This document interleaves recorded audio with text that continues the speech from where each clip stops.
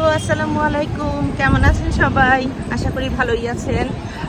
আমরা একটু বের হয়েছি, একটু শপিং করবো, ছোটোখাটো, তেমন কিছু না। আমি আর আমার বোন। আই মিমি, সালাম দাও। আসসালামু আলাইকুম। আমরা দুজন বের হয়েছি, দেখি কি কেনা যায়। ছোটোখাটো জিনিস কিনবো, মানে ওরকম আহামরি বাজার না। তো আমরা কি মানে কেন যাচ্ছি, কি কিনতে যাচ্ছি, কোথায় যাচ্ছি, গিয়ে আপনাদের সাথে শেয়ার করব। এইখানে মনে হয় কিনে ফেলছি গো, এত আগে। মামা 10 টাকা বাদাম কিনতো, গরম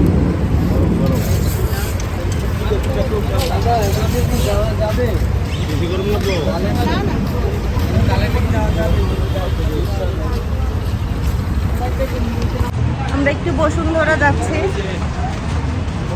বসুন্ধরা খালার বাসা আছে, একটু খালার বাসায় খালার সাথে একটু দেখা করব। খালার সাথে দেখা করে তারপরে একটু শপিংয়ে যাবো। বাইরে অনেক গরম, মানে ওয়েদার ঠান্ডাই হচ্ছে না।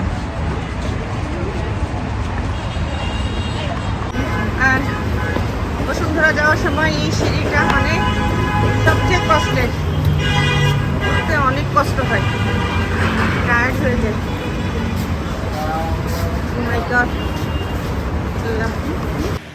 টায়ার্ড হয়ে যখন এই জায়গাটাতে দাঁড়াই, একদম মনটা ভালো হয়ে যায়, একদম ঠান্ডা বাতাস থাকে। তারপরে এই যে গাড়িগুলো আসে যায়, রাস্তাটা দেখতে এত ভালো লাগে, মনে হয় যে আমি বিদেশে কোথাও দাঁড়িয়ে আছি। মানে বিদেশে যেমন রাস্তাঘাট একদম ক্লিন, কোনো যানজট নাই, নিরিবিলি, দেখলেই আসলে মনটা ভালো হয়ে যায়। আর পরিবেশটাও এত সুন্দর লাগে এইখানে, দেখেন কত সুন্দর। আমি জানি না ক্লিয়ার দেখা যাচ্ছে কিনা, মানে আলোটা মনে হয়, মানে আমার ক্যামেরায় মনে হচ্ছে যে আলোটা একটু কম, মানে কেমন ঝলসানো ঝলসানো। সুন্দর, নাইস।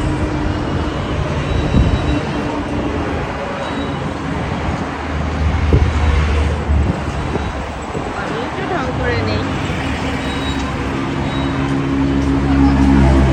যে আমরা যাচ্ছি এখন, ব্রিজ পার হবো, ব্রিজ পার হয়ে ওই পারে যাবো।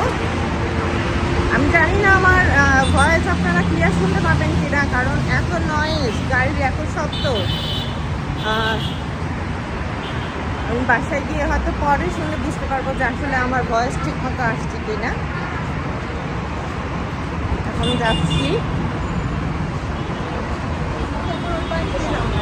হ্যাঁ, আমরা ওই পাশে গেলাম। এটা দিয়ে না, ওইটা দিয়ে। এইটাই সবচেয়ে কষ্ট, মানে সিঁড়ি দিয়ে উঠা নামাটা।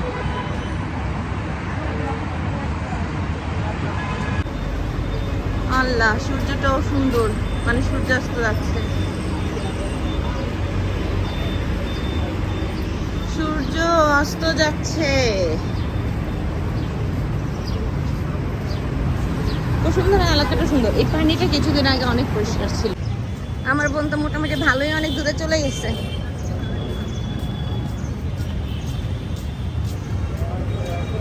প্লেন যায়, প্লেন প্লেন প্লেন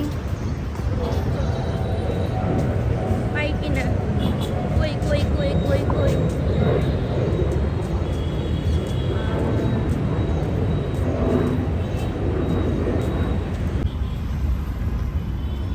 আমার বোন কই? আমার বোন তো আমাকে ফেলে চলে গেছে।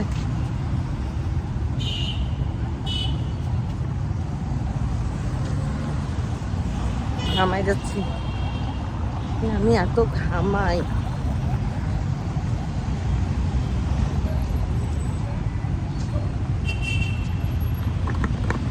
হাই হাই, কই গেল?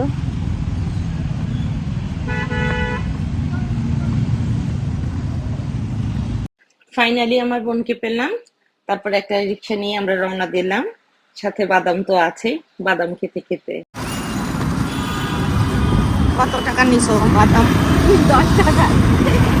বাদামটা ভালো, হ্যাঁ ভাজা ভালো, মানে তোমার আমি দিতে গেলে পুরো সাদা বের হয়, আমার কিছু করার নাই। আমি যতগুলো খাইছি ওগুলো করার নাই।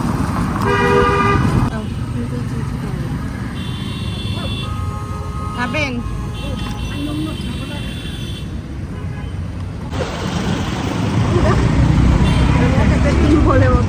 আমার তো পুরাই একটা মানে বল ভালো না আছে ভালো দেখতে কেন তুমি দেখো ভালো আমার কি লাগতেছে আমাকে তো মাল্টি কালার বাড়ি কে করে রং বাইরে দিয়ে হ্যাঁ পুরাই রং ধনু একটা বানাই রাখছে কেন তোমার ভাল লাগছে পাগল লাগে বাড়ি থাকতে আমরা বাদাম খাই কি করবো বাদামের এবারে পটেটোর আলু সাইজের রহস্যটা কোথায় আলু আর বাদাম রিক্সা দিয়ে যাবো আর বাদাম খাবো না তবে বাদামগুলো অনেক মজা খাচ্ছে অনেক ভালো করে কড়া ভাজা একদম বলে না সেই স্বাদ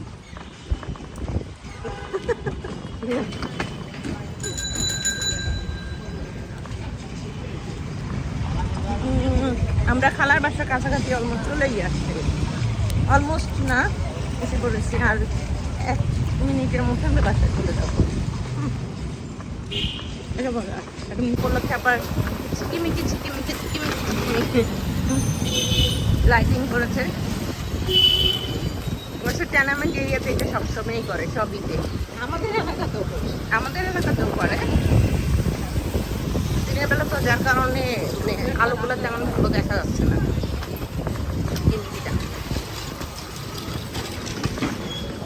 আমাদের খালার বাসায় এখন যাবো নামবো 40 টাকা মামা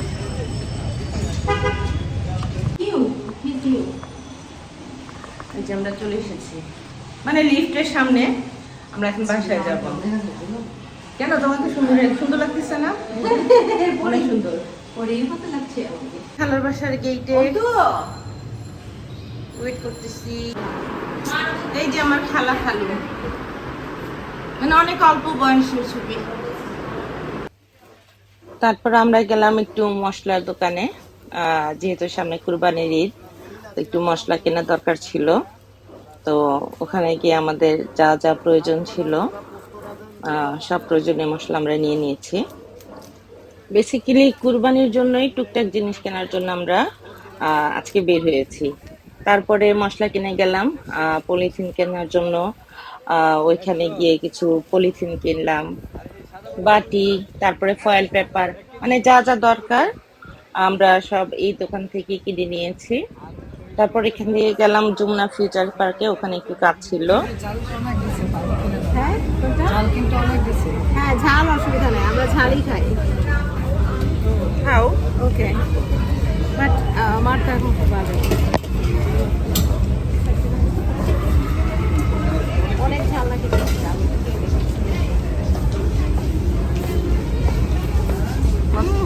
ঝাল দিছে বেশি মজা না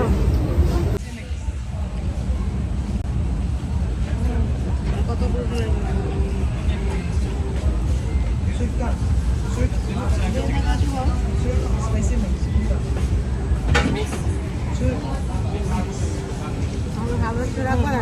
আল্লাহ স্কার্ফেট দিয়ে তোমরা দরকার নাই আমাকে দিবে না যমুনা আসলে তো গোল গোল ঘুমো আমার এই জিনিসটাই সবচেয়ে বিরক্ত লাগে দোকান খুঁজতে খুঁজতে অস্থির যাক আল্লাহ রহমতে আমাদের যা যা কেনাকাটার দরকার ছিল টুকটাক আমাদের সব কাজ আমরা এখন শেষ করে ফেলেছি শেষ করে এখন আমরা বাসায় যাব আমার আজকের এই ব্লগটি এই পর্যন্তই সবাই ভালো থাকবেন সবাইকে অগ্রিম ঈদ মুবারক আবার দেখা হবে অন্য কোনো ব্লগে আল্লাহ হাফেজ